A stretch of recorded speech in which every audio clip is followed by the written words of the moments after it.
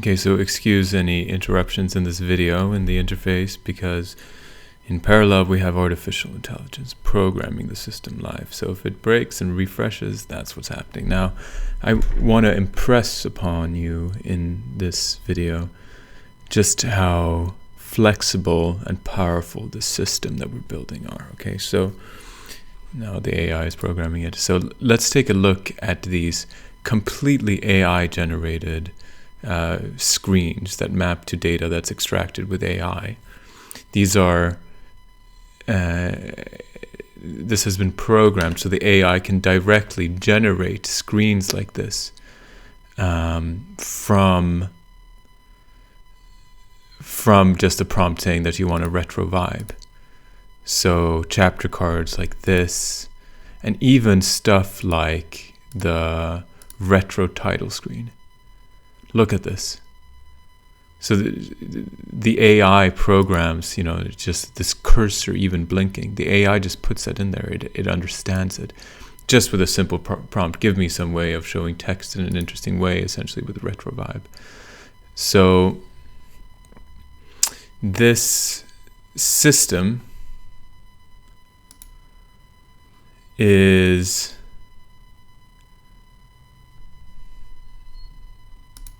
what we're trying to go after in this system is the ultimate interface for animation, coded animation, structured text animation, graph animation, the ultimate interface for AI. And we're taking a different approach than what's happening right now in the world with stuff like VO3 and Sora. These models are doing a different type of animation. This is going to get baked in here, but what we're doing here is different. It'll be cheaper, it'll give more creative control, and it'll provide the basis for the ultimate video generator. So we're hardcore iterating on interfaces, data configs for different animation types. And this is why we're spending so much time on having this perfect architecture. So this is the V2 animation system that we have the basis for right now. So the powerful idea, creative direction should be expressed as data. It's not hard-coded. It's simple, readable JSON files that can be exposed as interfaces, both visually and to artificial intelligence that can just sit there and program and create new ones. So the advantage is scalability. We can apply a single consistent visual theme across hundreds of videos instantly.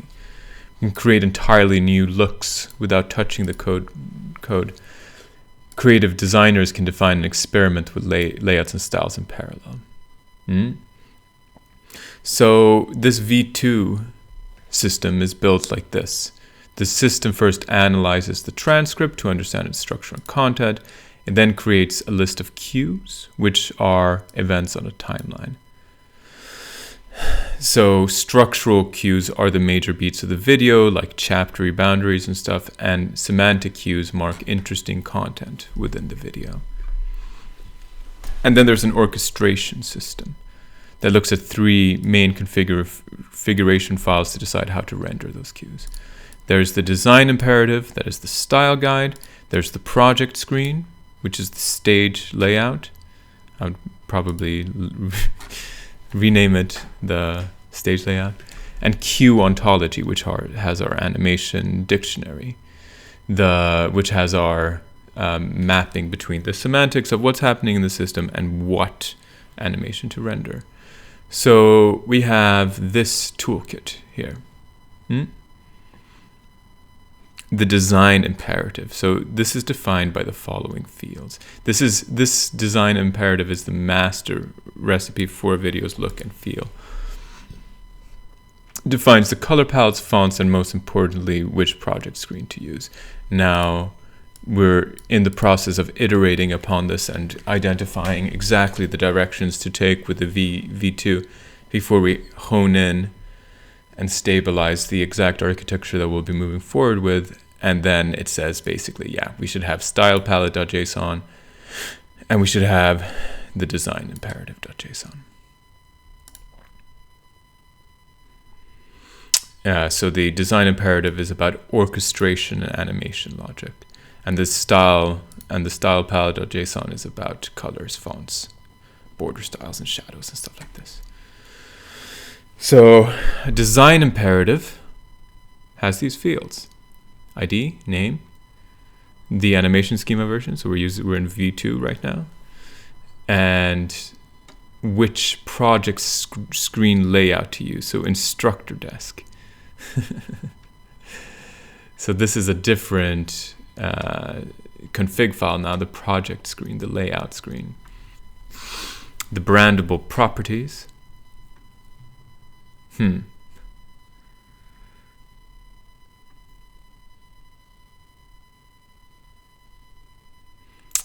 And yeah, these might move on to into the design object instead, but we'll think about how to do this refactor a little bit more. The project screen. The project screen is a reusable layout template. It defines where content can appear on the screen by creating named regions. You can create many of these and mix and match them with different design imperatives. So layout regions, this is where each object is a named area on the canvas. The unique names for these regions. Region main stage, This is how the system knows where to put specific content. The top left corner of the region as a percentage of the screen dimensions, where the region places. So I guess these arrays mirror each other. The size of the region.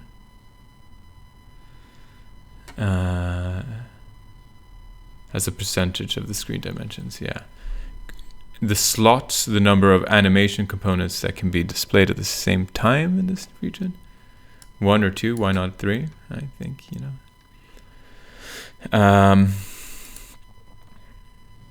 and whether it's a horizontal or vertical for multi-slot components.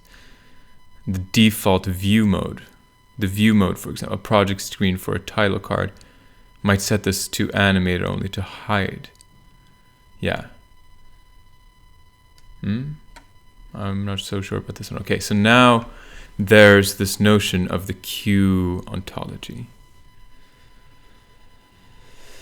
So yeah, meanwhile, so we have successful tests functioning in here too. So we can come back and look at this right now. Just so you know, the way we have work going right now is that we're iterating on next steps inside cursor here. And we're having cursor always come up with specific text and success conditions for what it does next. And this is what this system loves. It loves specific conditions that it must meet and optimizing code until it meets exactly these test conditions. So this one's done. But let's linger a little bit here on the architecture before we give new instructions. So the queue ontology, this defines every possible animation component that can exist in the system. It's like a dictionary that lists the words, animations the system understands.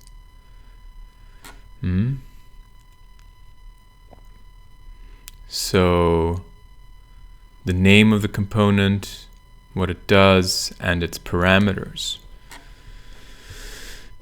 So you can just sit here and define new project screens. You can define new design imperatives. And in fact, these AI can just generate this because it sort of sees these things.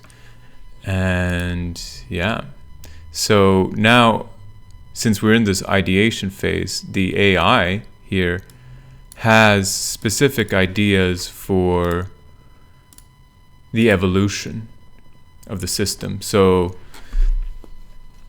it's considering decoupling the style palettes and the design imperatives, removing and having only one V2 queue settings. So these are the next tasks for me to consider here. Before we stabilize V2, is deciding on these new data structures. The key one here is that there are relationship-aware orchestration in a queue graph that defines rules like exclusion and infinity, making the system vastly more intelligent. So every queue has a relationship to another queue. And this is the key intelligence that gets encoded. So of course we want to go into the system. Since the AI can handle coding and understand this stuff, it means that we can actually navigate to this data structure. This is an inordinately complex system to build, but the AI can do it, evidently. So we get these beautiful features. We get a Q graph, and we get potentially smart project screens also. So we're making sure that we have all the features, and then in the end, we're going to have a UI creative control for all this stuff also. Okay. So these are the next steps that we're taking.